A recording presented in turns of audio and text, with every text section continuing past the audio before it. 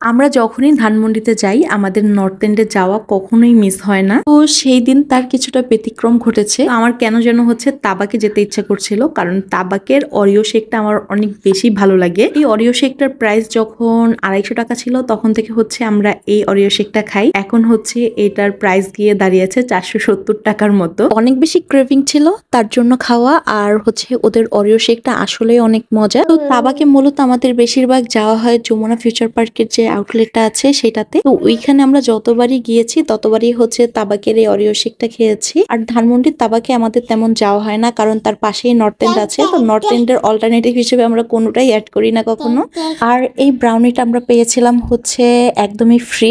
আর যদি ব্রাউনির কথা বলি তাহলে নর্থ এন্ডের ব্রাউনি বরাবর মতোই বেস্ট আমাদের কাছে। আমি যত জায়গায় ব্রাউনি খেয়েছি আমার নর্থ এন্ড ছাড়া অন্য কোথাও ব্রাউনি আমার কাছে ভালো লাগেনি। তো আমি হচ্ছে নর্থ এন্ডের মতোই হচ্ছে বাসায় ব্রাউনি বানানোর চেষ্টা করি। তো সেই ব্রাউনিটাও আমার কাছে অনেক বেশি ভালো লাগে। তার পাশেই হচ্ছে ছিল ওয়াফেল টাইম। ওয়াফেল দেখলেও হচ্ছে আমরা সবসময় ওয়াফেল খাবোই। ওয়াফেল টাইমে একবার গিয়ে হচ্ছে আমার বেবি ওদের একটা ট্রে ভেঙে ফেলেছিল। ওরা হচ্ছে ওদের স্টাফ গুলো এত ভালো ছিল যে ট্রেটা ভাঙার পর ওদের কোনো রিয়াকশনই ছিল না, এবং আমি তো ভেবেছিলাম যখন হচ্ছে ট্রেটা ভেঙে ফেলেছে ওরা হয়তো এটা চার্জ রাখবে, কিন্তু ওরা কিচ্ছু বলেনি। তার জন্য ওয়াফেল টাইমের এই আউটলেটার প্রতি আমার অনেক ভালোবাসা কাজ করে। তো এইখানের পাশ দিয়ে গেলে ওয়াফেল টাইম থেকে ওয়াফেল খেয়ে যাই। তো আমরা সবসময় হচ্ছে নাটেলা ওয়াফেলটা নেই, আর সাথে হচ্ছে আমরা কিছু ফ্রাপে নিতে চেয়েছিলাম কিন্তু ওদের কোনো আইসক্রিম ছিল না, তার জন্য শুধু ওয়াফেলটাই খেয়েছি।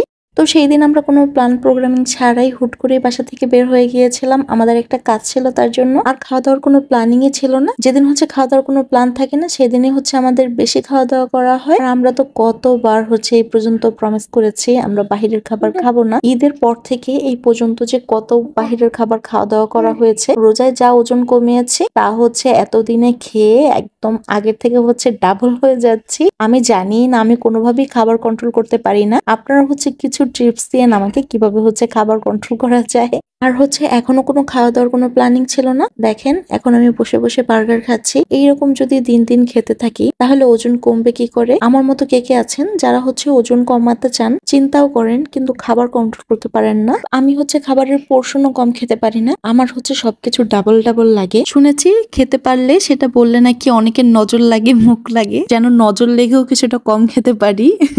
পেট ভরে বার্গার খাওয়ার পর এখন হচ্ছে আমি গ্রিন টি খাচ্ছি। এই হচ্ছে আমার ওজন কমানোর চেষ্টা। খেয়ে খেয়ে যদি ওজন কমানো যেত তাহলে হয়তো আমাদের জন্য ভালো হতো। তো আগে হচ্ছে বেশিরভাগ হচ্ছে খাওয়ার ভিডিও আপলোড করা হতো। তো একটা আপু আমাকে বলেই ফেলেছে যে খেয়ে দিয়ে ঘুরে ফিরেই হচ্ছে এরকম গোল্লুমোল্লু হয়েছেন। তারপর থেকে হচ্ছে আমি একটু খাবারের ভিডিও কম দেওয়ার চেষ্টা করি।